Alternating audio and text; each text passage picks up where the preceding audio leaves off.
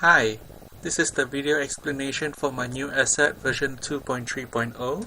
As you all know, I've already added the score HUD feature. So if you were to look here, score HUD is enabled by default. So any matches made will have score pop up. If you want to turn off this feature, it's right here, display score HUD, and it will not show anymore. If you like it on, it will start showing again.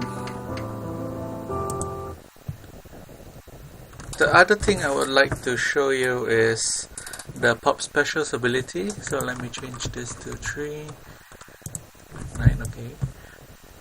I've added this feature in the winning conditions to pop any specials before the game ends. So I'm just going to set the time of 1.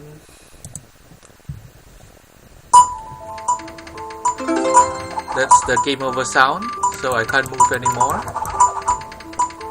So the bot will still continue until the bot settles, which may take a while.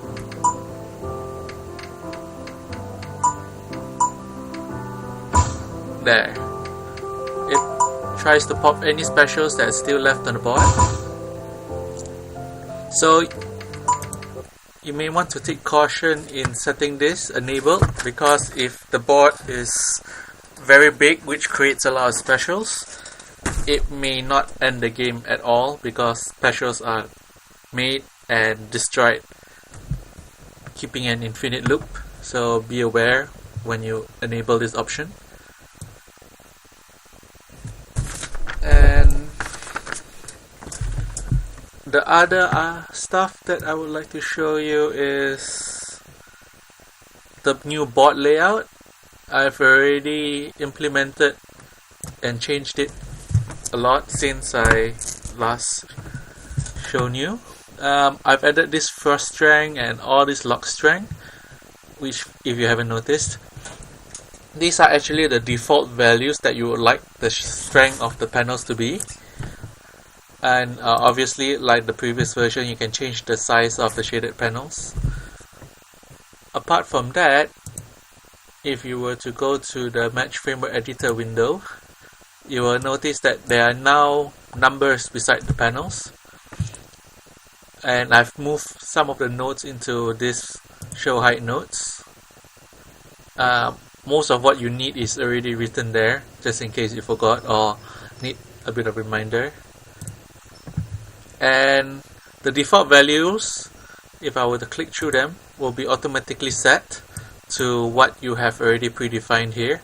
So shaded is 5. If I were to change this shaded strength to, let's say, 3, it will become 3 here.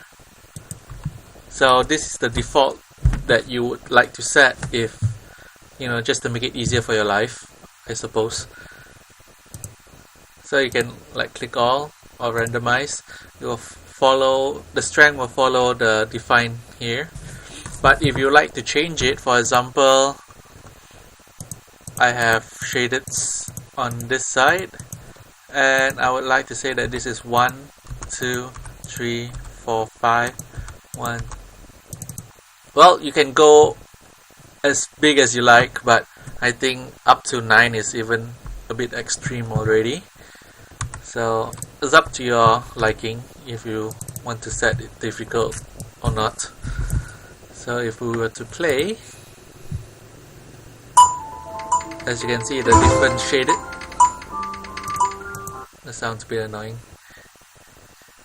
The different shades, that means variable strength panels are now available. Random still works, so hopefully you'll like this new upgrade. And the anims camera, I've added the anims panel, and all prefabs that is categorized under anims, I have already automatically put them in the layer of anims right here. And if this is not named by default when you import my package, you can go to add layer, and I'm using layer 8 over here, as you can see. So if you would like anything in the animes, do assign it here, layers, and assign it animes. It's because animes, I have a separate camera that will show all animations on top of the default layer, so any animes will not be behind something that you do not want it to be blocked by another object or another tile or something. I already have a note here, so please assign all animations into the layer 8. So yeah, just keep that in mind. And the last thing I would like to show you is that I've made the default game that I've prepared here to a minimum of 3 draw calls. There's an easy feature that I found in NGUI that allows you to see how many draw calls are being made during the game. So if you go to NGUI, open, panel tools, over here it says WG is widgets, how many widgets are already in the scene. DC is the draw call, and the panel's name is which panel is it under. So I have 2 here, which is the animes panel and the UI root. So if I click play,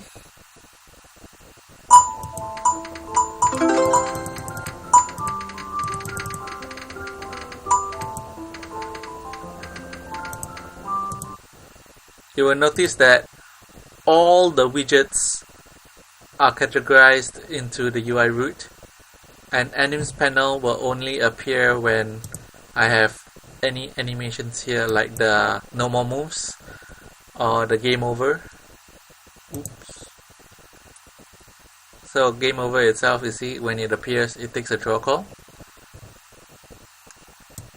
And if you like to know more, you can see that when you click on it, it will get you to the UI root inspector, and there will be a draw call section here. I've managed to categorize all the gems and back panels and those that are using the same atlas into the same draw call. So if I were to hide this, all the image that you see that is under the same atlas are not drawn. So all of them are drawn at the same time, which improves performance. I managed to put the fonts into the same category as well.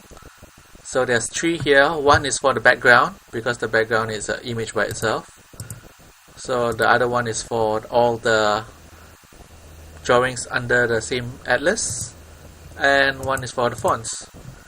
Obviously this will change as you insert your own prefabs and change them.